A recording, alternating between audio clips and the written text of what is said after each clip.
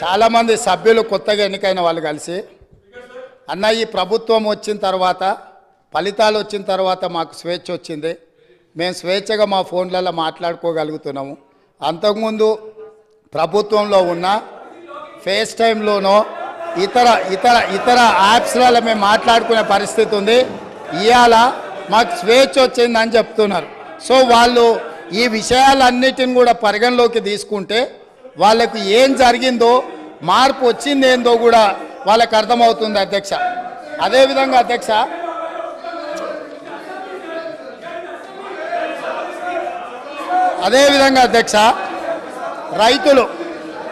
రైతుల గురించి అధ్యక్ష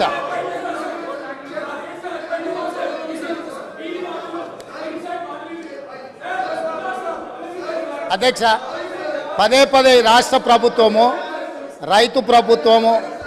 రైతును రాజును చేసినామని మాట్లాడుతుంటుంది అధ్యక్ష. నేను కొన్ని వాస్తవిక విషయాలు ఈరోజు నేను మీ ముందుకు తీసుకురాదలుచుకున్నాను అధ్యక్ష.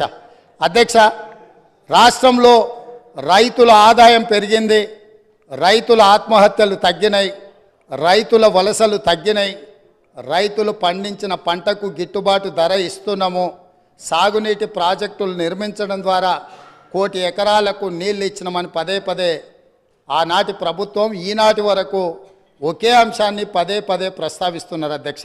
నేను కొన్ని వాస్తవ విషయాలను ఈరోజు మీ ముందు పెట్టదలుచుకున్నాను అధ్యక్ష. ఈరోజు దేశంలో ఉన్న రాష్ట్రాలలో రైతుల యొక్క ఆదాయం గురించి మనం చర్చించినప్పుడు తెలంగాణ రాష్ట్రము ఈ దేశంలో ఉన్న రాష్ట్రాలలో రైతు ఆదాయంలో 25వ స్థానంలో ఉంది. ఇది నేను చెప్పడం లేదు అధ్యక్ష. రాజ్యసభలో కేంద్ర ప్రభుత్వము ఒక ప్రశ్నకు సమాధానం ఇస్తూ రైతుల యొక్క ఆదాయాన్ని లెక్కించినప్పుడు తెలంగాణ రాష్ట్రంలో ఉండే రైతు యొక్క ఆదాయము 9,403 రూపాయలు.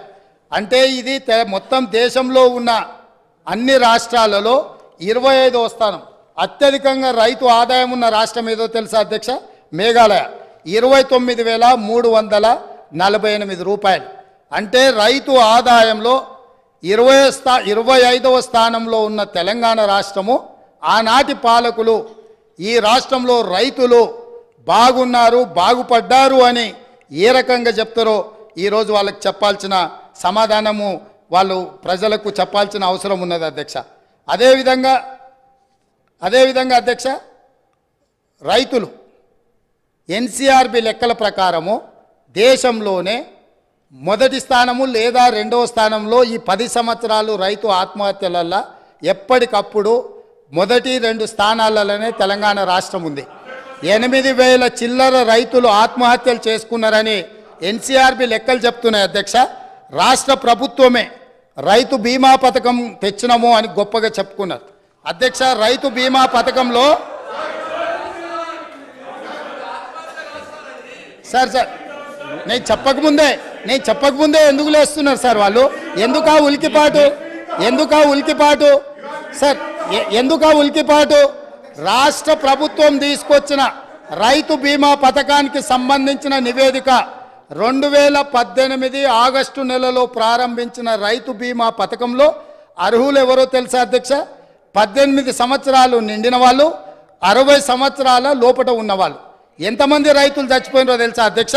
వీళ్ళ లెక్కల ప్రకారము నెంబర్ ఆఫ్ క్లెయిమ్స్ వచ్చేసి, నెంబర్ ఆఫ్ డెత్స్ వచ్చేసి 1,21,965. ఇప్పటి వరకు వాళ్ళకు వచ్చింది 1,19,081. అంటే 2018 నుంచి 2023 ఆగస్టు నెల వరకు 1,21,000 మంది రైతులు చచ్చిపోయినరు. ఏ వయసు ఉన్న వాళ్ళు? 18 సంవత్సరాలు పైబడిన వాళ్ళు, 60 సంవత్సరాల లోపల ఉన్నవాళ్ళు. అంటే ఇవి ప్రభుత్వం చేసిన హత్యలు కాదా అని నేను అడుగుతున్నా అధ్యక్ష. ఇదా రైతు ప్రభుత్వం? 8,000 పైచిలకు రైతు ఆత్మహత్యలు జరిగినాయి అని ఎన్సీఆర్బీ నివేదిక. అదేవిధంగా ఈరోజు ఈ రకమైన రైతు ప్రభుత్వము, ఇది రైతు ప్రభుత్వమా? ఈ ప్రభుత్వంలో లక్షల మంది చచ్చిపోతుంటే రైతు ఎందుకు చచ్చిపోతాడు అధ్యక్ష? రైతు బ్రతికుండడానికి సహకరించాలి ప్రభుత్వం. రైతు బ్రతికుండడానికి ఏ రకంగా ఆదుకోవాలనో ప్రణాళికలు ఉండాలి. రైతు వేసిన ఇత్తనాలకు, ఎరువులకు, పంటకు రైతు బీమా పథకం పెడితే అకాల వర్షాలతోనో, కరువుతోనో, కాటకాలతోనో, చీడ పురుగులతోనో పంట నష్టం జరిగితే రైతు బీమా పథకం ఉంటే రైతు పెట్టిన పెట్టుబడి, పటాన్ల దగ్గరలో తెచ్చిన అప్పులు కట్టుకోవడానికి రైతు బీమా పథకము ఉండి ఆ నష్టపోయిన పంటకు రైతు పంటల బీమా పథకాన్ని పెట్టుంటే, రైతు పంటల బీమా పథకాన్ని పెట్టుంటే రైతులు చచ్చిపోయి ఉండేవాళ్ళు కాదు, రైతులు ఆత్మహత్యలు చేసుకొని ఉండేవాళ్ళు కాదు. కానీ ఆనాటి ప్రభుత్వంలో రైతుకు రాష్ట్ర ప్రభుత్వం నుంచి ఆ కుటుంబానికి సహాయం అందాలంటే రైతు చనిపోతే తప్ప 5 లక్షల రూపాయలు ఇవ్వమని రైతు చావుకు 5 లక్షలు వెలగట్టిన ఈ ప్రభుత్వం సిగ్గు లేకుండా ఇంకా మాట్లాడుతుందనంటే ఏం అర్థం చేసుకోవాలి అధ్యక్ష? ఇప్పటికైనా ఎప్పుడైనా రైతు పెట్టుబడికి రాష్ట్ర ప్రభుత్వం భరోసానివ్వాలి. రైతు పంటలకు బీమా పథకం ఉండాలి తప్ప, రైతు బతకడానికి ప్రభుత్వం నుంచి హామీ ఉండాలి తప్ప, చనిపోయిన తర్వాత నువ్వు ఏమిచ్చినా ఆ కుటుంబంలో చనిపోయిన వ్యక్తి తిరిగి వస్తాడా అని నేను అడుగుతున్నాను అధ్యక్ష. అదేవిధంగా అధ్యక్ష,